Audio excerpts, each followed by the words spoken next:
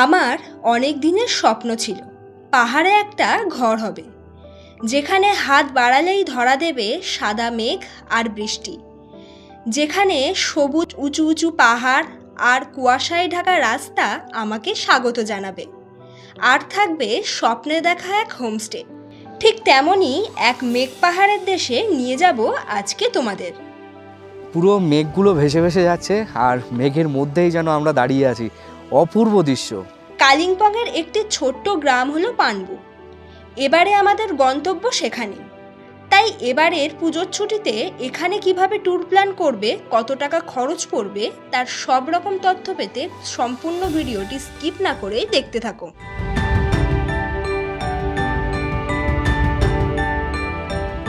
Good evening বন্ধুরা, এবারে আমাদের গন্তব্য উত্তরবঙ্গে কালিম্পংয়ের একটি ছোট্ট গ্রাম পানবুতে এবারে আমাদের ডেস্টিনেশন। তাই আমরা ব্যাগপত্র নিয়ে চলে এসেছি শিয়ালদাহ স্টেশনে। শিয়ালদাহ থেকে এবারে আমাদের রাতের ট্রেন রয়েছে উত্তরবঙ্গে যাওয়ার জন্য। ট্রেনের ডিটেলস দেবো, তবে তার আগে বলে রাখি, যারা ভিডিওটি দেখছো চ্যানেলটি সাবস্ক্রাইব না করে অবশ্যই সাবস্ক্রাইব করে দিও, আর এই ভিডিওটি ভালো লাগলে লাইক, কমেন্ট অ্যান্ড শেয়ার করতে পারো তোমার বন্ধুদের সাথে। চলো তাহলে ভিডিওটা শুরু করা যাক। আর আমি শিয়ালদাহ থেকে কোন ট্রেন ধরে উত্তরবঙ্গ পৌঁছাই সেই ডিটেলস তো থাকছেই।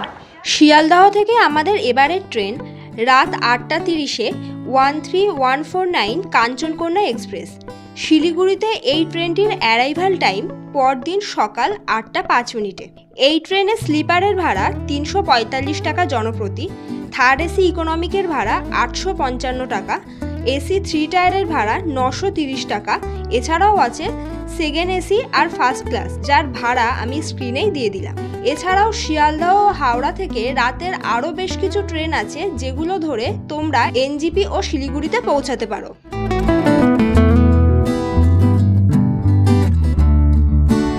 ফাইনালি কিন্তু আমাদের ট্রেন আমাদেরকে নামিয়ে দিল শিলিগুড়ি জংশন।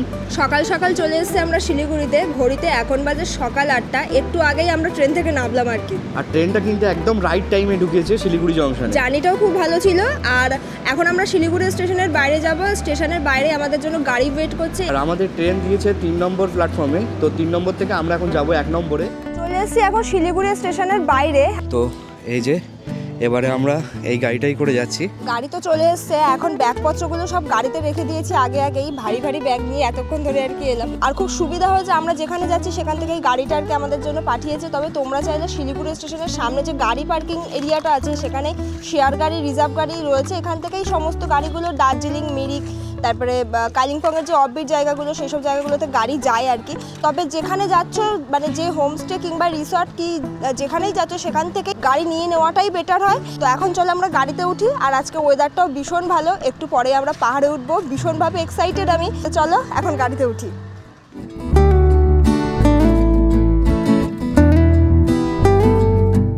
শিলিগুড়ি স্টেশন ছেড়ে আমাদের গাড়ি রওনা দিল। এখন আমরা যাচ্ছি শিলিগুড়ি তেনজিং নরগে বাস স্ট্যান্ডের পাশ দিয়ে। যারা কলকাতা থেকে বাসে করে শিলিগুড়ি আসবে, তারা এই বাস স্ট্যান্ডেই বাসগুলো ড্রপ করবে। আবার এই বাস স্ট্যান্ড থেকেই দার্জিলিং ও কালিম্পং যাওয়ার জন্য বাস পাওয়া যায়। পানবুতে আমাদের বুকিং করা হোমস্টের নাম হলো পানবু ভিউ পয়েন্ট হোমস্টে। শিলিগুড়ি থেকে পানবু যেতে সময় লাগবে মোটামুটি ওই 2 ঘন্টার মতো। পানবু যেতে গাড়িতে খরচ পড়বে 3500 টাকা থেকে 4000 টাকা। তবে এই গাড়ি ভাড়া সিজনে চেঞ্জ হয়। গাড়ি করে যেতে যেতে একটা রেস্টুরেন্টে আমরা চলে এসেছি, সেবকের একটু আগে। এই রেস্টুরেন্টে আর কি আমাদের ড্রাইভার দাদাই নিয়ে এসছে। এখানে আমরা রুটি নিয়েছি, এই যে 3 পিস রুটি দিয়েছে, ছোলার ডাল, কুমড়োর তরকারি, একটা চাটনি দিয়েছে, এগুলোই রয়েছে। এই রেস্টুরেন্টে এই রুটি ছাড়াও আরও অনেক কিছু পাওয়া যাচ্ছে, মোমো, ম্যাগি, এগুলোও রয়েছে। তোমরা চাইলে এগুলো খেতে পারো। আর খাওয়া দাওয়া শুরু করি, কারণ সকাল থেকে তো কিছু খাইনি, প্রচণ্ড খিদে পেয়েছে। খেয়ে দিয়ে উঠে আবার দেখা হচ্ছে।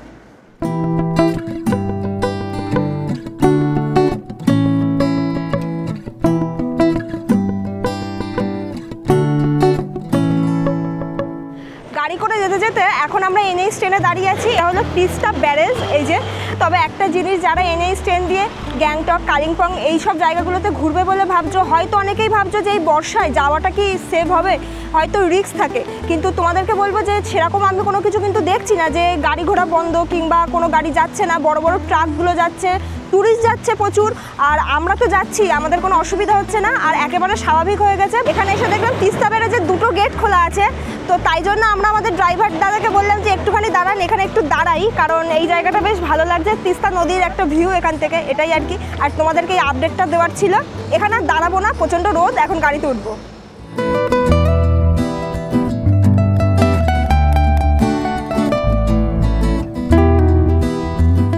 পানবুতে যাওয়ার পথে কিন্তু রাস্তার সৌন্দর্য কিন্তু অসাধারণ। জানি না পানবুতে গেলে হয়তো আরও সুন্দর লাগবে। পানবু যেতে যেতে এতটাই সুন্দর লাগছে রাস্তার ভিউটা, তো সেই তেমনই একটা ভিউ দেখে আমরা কিন্তু দাঁড়িয়ে পড়লাম। পাহাড়ের ওপর থেকে এই জায়গাটাকে দেখতে আরও বেশি ভালো লাগছে। পানবু যাওয়ার পথেই আমরা এই জায়গাটিকে দেখতে পেলাম। এটা কোনো ভিউ পয়েন্ট নয়, জাস্ট রাস্তা দিয়ে যেতে যেতেই আমরা একটা ভালো লোকেশন মানে দেখলাম বলেই গাড়ি নিয়ে দাঁড়িয়ে পড়েছি এখানে, এই জিনিসটা তোমাদের সাথে শেয়ার করব বলে। আর এখান থেকেই আমরা যেমন করনেশন ব্রিজ দেখতে পাচ্ছি, তিস্তা নদীর ভিউ দেখতে পাচ্ছি, দূরের পাহাড় দেখতে পাচ্ছি, তার সাথে কিন্তু এই জায়গায় আসার আগে আমরা দেখেছিলাম মঞ্জুশ্রী ড্যাম। তবে সেই জায়গাটা ভীষণভাবে রেস্ট্রিক্টেড ছিল, আমরা সেখানে কোনো রকম ক্যামেরা করতে পারিনি, নিজেরা চোখে দেখেছি এটাই। তবে এই যে পাহাড়ের ওপর থেকে সেই জায়গাটি মানে সেই ড্যামটি দেখা যাচ্ছে, তোমরা যারা পানবু ঘুরতে আসবে তারা তো এই রাস্তা দিয়েই যাবে, যাওয়ার পথে কিন্তু অবশ্যই মঞ্জুশ্রী ড্যামটা একটু দেখে নিই। ওই পাশ থেকে একরকম ভিউ দেখছিলাম, আর এখন একটু পিছনের দিকে এলাম, পিছন থেকে কিন্তু ভিউটা আরও অন্যরকম লাগছে। দূরে ওই যে সেই ড্যামটা দেখা যাচ্ছে, যেটা মঞ্জুশ্রী ড্যাম, যেটা দিয়ে আমরা এলাম।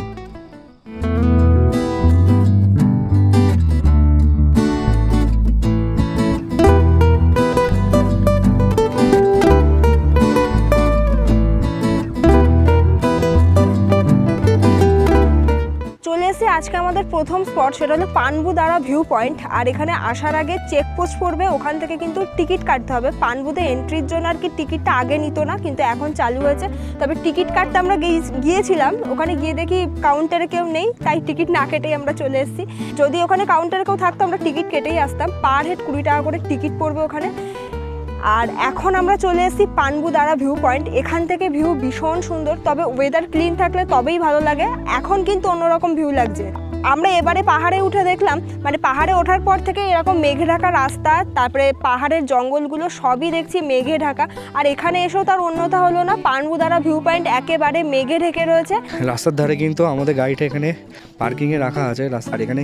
প্রচুর কিন্তু এরকম খাওয়া দাওয়ার দোকান পেয়ে যাবে তোমরা চাইলে এখানে কিন্তু ব্রেকফাস্টও করতে পারো। এদিকের ভিউটা দেখুন শুধু, কি অসাধারণ লাগছে। পুরো মেঘগুলো ভেসে ভেসে যাচ্ছে, আর মেঘের মধ্যেই যেন আমরা দাঁড়িয়ে আছি। অপূর্ব দৃশ্য। পানবুদারা ভিউ পয়েন্টে আছি, জায়গাটা ভীষণ সুন্দর। তবে আমরা ভেবেছিলাম যে এখান থেকে আর কি ভিউটা নেব, মানে এন্ট্রি করব। আর এখানে এন্ট্রির জন্য পার হেড 20 টাকা করে লাগবে পানবুদারা ভিউ পয়েন্টের জন্য কিন্তু। আর আগেরটা চেকপোস্টের জন্য বলেছিলাম। আমাদের যে ড্রাইভার দাদা আছে উনি বলছে যে এখানে তো এখন প্রচণ্ড কুয়াশা, চারিদিকটা শুধু সাদা হয়ে আছে, আমরা এমনিতেও কোনো ভিউ দেখতে পাবো না, আর টিকিট কেটে যাওয়াটাও বেকার হবে। তো তার জন্য আমাদের ড্রাইভার দাদা বলছে বিকেলে আমাদেরকে এখানে নিয়ে আসবে, কারণ এবারে আমরা পানবুতে যে হোমস্টেতে স্টে করব সেটা এই পানবুদারা ভিউ পয়েন্ট থেকে খুব কাছে। তাই বিকেলের টাইমে আমাদের এখানে আবার আনবে বলছে, তাই আমরা ভাবছি বিকেলেই আসবো। আপাতত এখন গাড়িতে উঠবো। আর পানবুদারা ভিউ পয়েন্টের কাছেই একটি বড় শিবের মূর্তি রয়েছে, এই যে এইটা কুয়াশায় পুরো সাদা হয়ে রয়েছে কিন্তু। তো মন্দিরটাও ভাবছি বিকেলে এসেই দেখবো, পুরো সাদা হয়ে রয়েছে। এখানে বড় একটা শিবের মূর্তি রয়েছে, মন্দিরটা ভীষণ সুন্দর। তবে এত পরিমাণে কুয়াশা, তার জন্য দেখাই যাচ্ছে না। তো তার জন্যই এখন আমরা গাড়িতে উঠবার, এখানে বেশিক্ষণ ওয়েট করব না, এখন ভাবছি হোমস্টের দিকেই ফিরবো।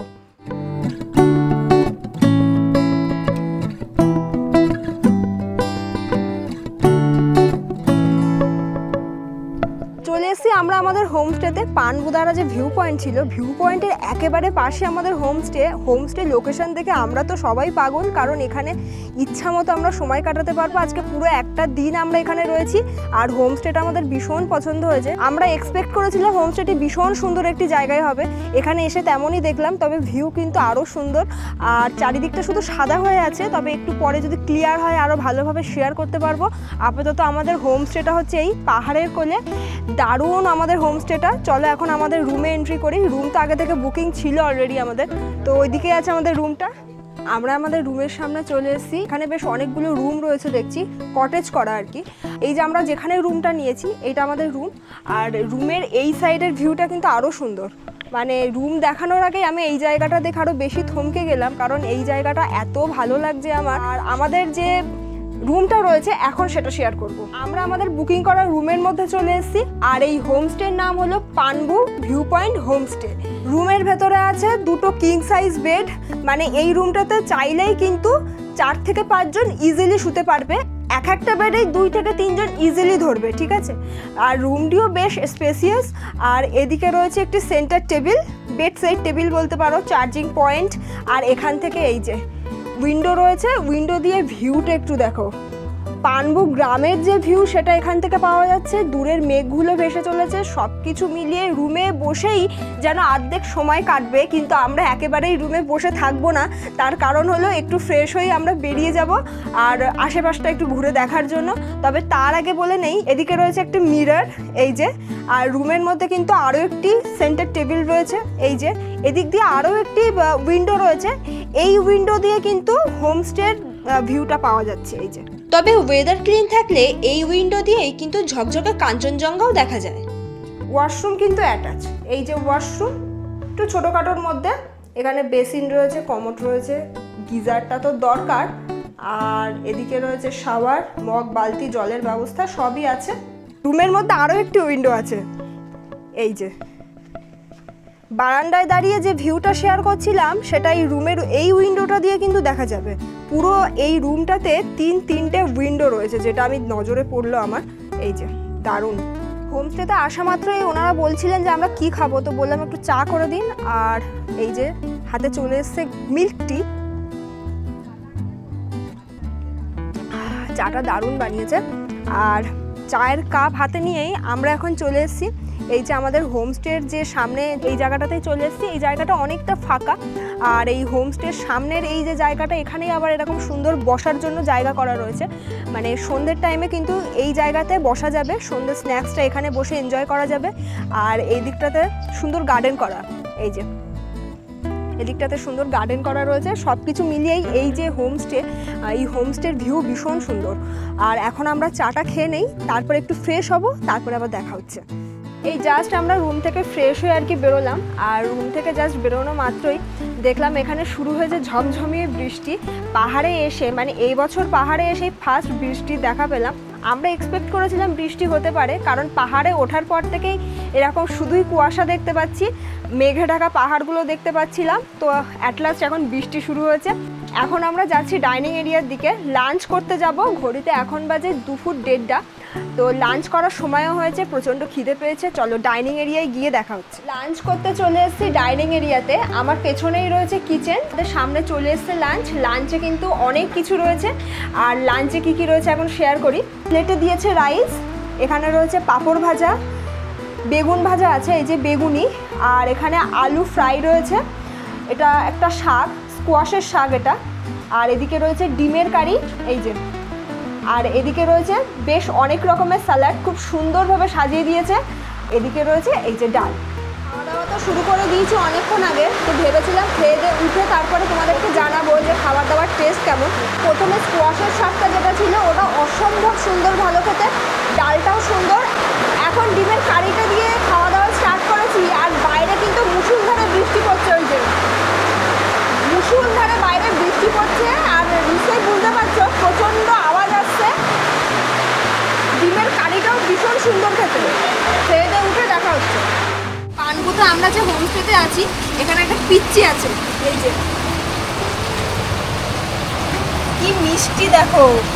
বাইরে ঝমঝমিয়ে বৃষ্টি হচ্ছে, তাইও আমাদের দরজার এখানে এসে বসে আছে।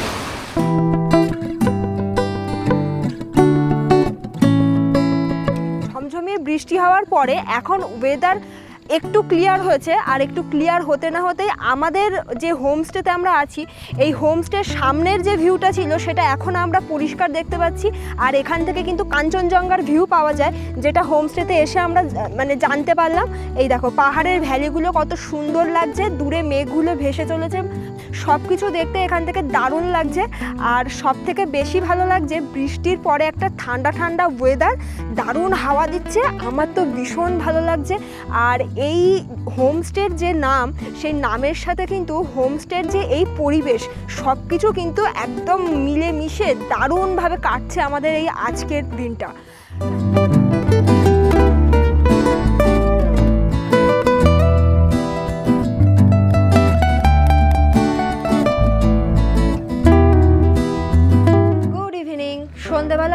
এসছে সন্ধেবেলা স্ন্যাক্স। সন্ধে হয়ে গেছে, তাই আমরা আর কেউ বাইরে নেই, যে যার ঘরে চলে এসেছি। আর সন্ধেবেলা স্ন্যাক্স আমাদের হাতে এসে হাজির হয়েছে। আর স্ন্যাক্সে দেওয়া হয়েছে বাঁধাকপির পকোড়া, এই যে, আর এদিকে রয়েছে চাটনি। এটা দিয়ে এখন পকোড়াটা খাবো। আর একটু আগে তো আমাদেরকে চা দিল, চাটা আমরা বলেছিলাম একটু আগে আগে খাবো, তবে স্ন্যাক্সের সাথে আর কি চা দেয়। এইটা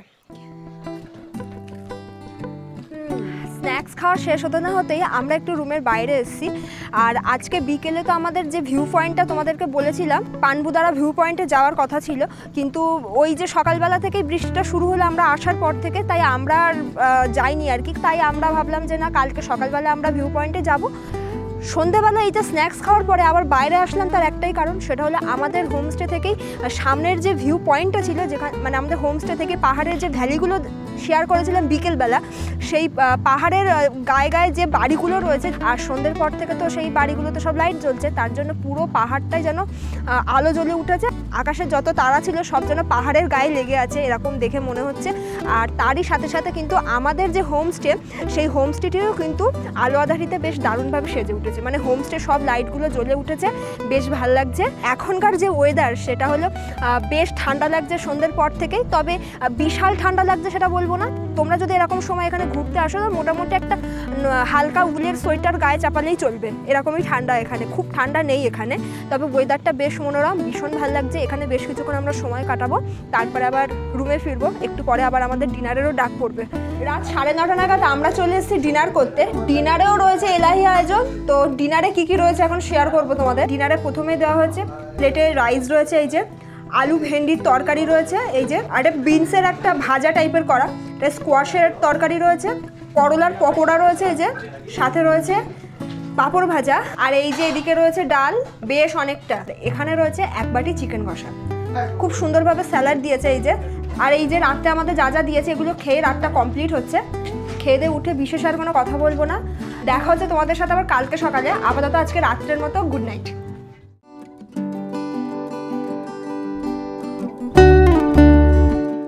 গুড মর্নিং ফ্রম পানবু।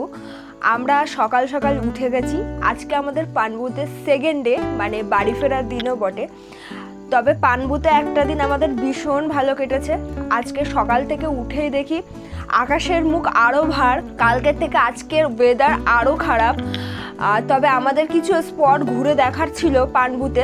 সকালবেলা সানরাইজটাও ছিল, কিচ্ছু আমরা পাইনি। আর সেই সকাল থেকেই শুরু হয়েছে বৃষ্টি। ঘড়িতে এখন বাজে সকাল 7:30। হাতে এক কাপ গরম গরম চা নিয়ে বসে পড়েছি এখন জানলার পাশে। আর এখান থেকে মানে আমাদের রুম থেকেই ভিউ হচ্ছে এই যে কুয়াশা ভরা এই যে পাহাড়ের ভ্যালিগুলো দেখতে পাচ্ছি। এটারও একটা আলাদা কিন্তু মজা আছে। ব্রেকফাস্ট এসে হাজির হয়েছে আমাদের সামনে। আজকে ব্রেকফাস্টে রয়েছে গরম গরম লুচি, আর এখানে লুচিটা একটু অন্যরকমভাবে ভাজা হয়েছে, যেটা দেখছি ন্যাচারাল আমরা যেভাবে লুচি খাই আর কি সেরকম নয়।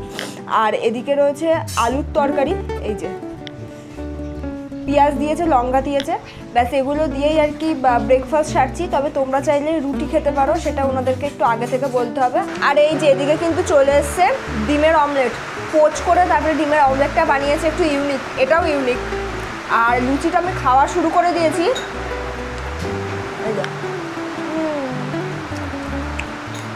একটু অন্যরকম খেতে, বেশ ভালো। গরম গরম ফুলকো ফুলকো লুচি, সাথে হচ্ছে ঝমঝমি বৃষ্টি বাইরে।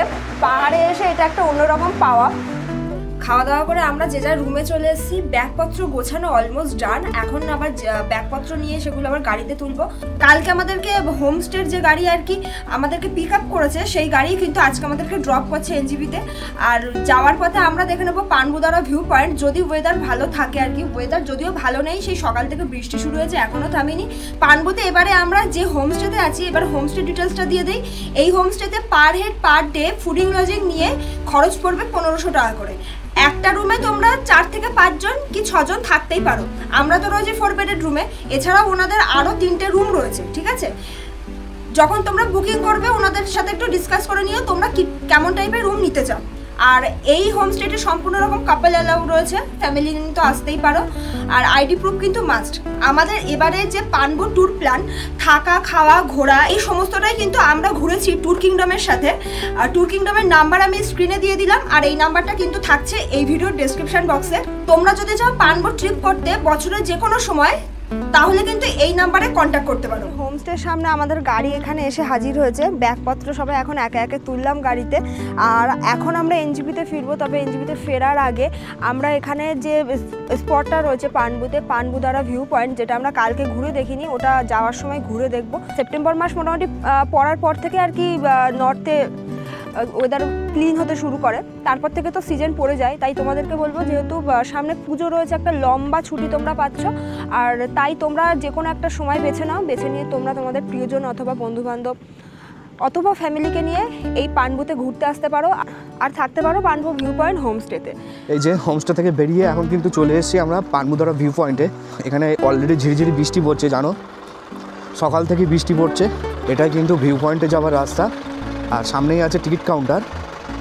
আর এখানে কিন্তু এরকম প্রচুর ছোটো ছোটো স্টল আছে, যেখানে তোমরা চাইলে কিন্তু ব্রেকফাস্ট করতে পারো। এখানে এন্ট্রি টিকিট আছে 20 টাকা করে পার হেড। তো চলো এখন টিকিট কাটবো, টিকিট কেটে একটু ভিতরে যাবো। টিকিট কাউন্টার থেকে টিকিট কেটে নিলাম, পার হেড কিন্তু 20 টাকা করে, এই যে 20 টাকা নিল। আর এই হলো এন্ট্রি গেট। তো চলো এখন ভিতরে যাই।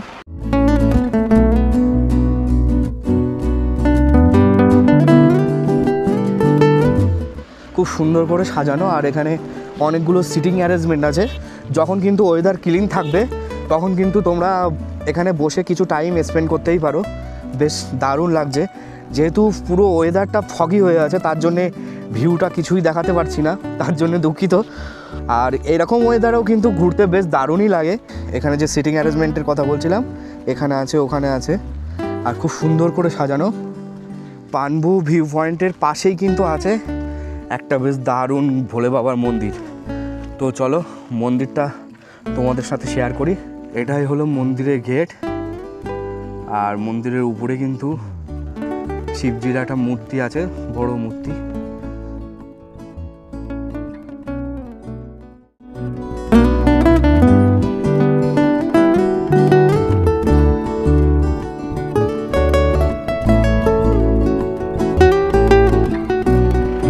পানবুদারা ভিউ পয়েন্ট রেখে এখন আমরা চলে এসেছি গুরদুংদারা ভিউ পয়েন্ট। এখানে মেন আকর্ষণ হচ্ছে এখানে সানরাইজ সানসেট দুটোই দেখা যায় আর কি। আর এখান থেকে ওয়েদার ভালো থাকলে খুব সুন্দর কাঞ্চনজঙ্ঘা দেখা যায়, সেখানে এখন আমরা চলে এসেছি। আর পানবুদারা ভিউ পয়েন্ট যেখানে আর কি ছিল, ওখান থেকে এই যে জায়গাটা, এটা অনেকটা উঁচুতে, আর একটু মাথা ঘুরবে যাদের ভমিটিংয়ের প্রবলেম আছে। আর তবে লোকেশন ভীষণ সুন্দর। চলে এসেছি এখন আমরা গুরদুংদারা। তো চলো ভিউটা শেয়ার করি। এই যে আমাদের গাড়িটা এখন এখান থেকে ঘোরাচ্ছে, আর এই হলো মেন জায়গাটা আর কি। এই যে এই হচ্ছে মেন জায়গাটা। আর সূর্য ওঠে মেনলি এই দিক দিয়ে, এই যে সূর্য ওঠে এই দিক দিয়ে। আর এই যে বিল্ডিংটা রয়েছে, এই বিল্ডিংটায় তোমরা উঠতে পারো, কারণ যখন সানরাইজ হয় আর কি, তখন এই বিল্ডিংয়ের ওপর থেকে সানরাইজটা তুলতে সুবিধা। বিল্ডিংটা অ্যাকচুয়ালি একটা ওয়াচ টাওয়ার টাইপের করা রয়েছে, ঠিক আছে। এই বিল্ডিংয়ের ওপর থেকে এই দিকটা মানে সানরাইজটা দেখতে ভালো লাগে, আর এই দিকেই কাঞ্চনজঙ্ঘার ভিউ পাওয়া যায়। তবে এখন আপাতত এইরকম একটা ফগি ওয়েদার, কোনো দিকে কোনো ভিউ নেই। এখানে কিন্তু এরকম সুন্দর সুন্দর সিটিং অ্যারেঞ্জমেন্ট রয়েছে ভিউয়ের জন্য আর কি। এখানে বসে বসে ভিউ দেখা যাবে। সন্ধে হওয়ার আগেও তোমরা এখানে আসতে পারো সানসেট দেখার জন্য। আর সানরাইজের কথা তো বললামই।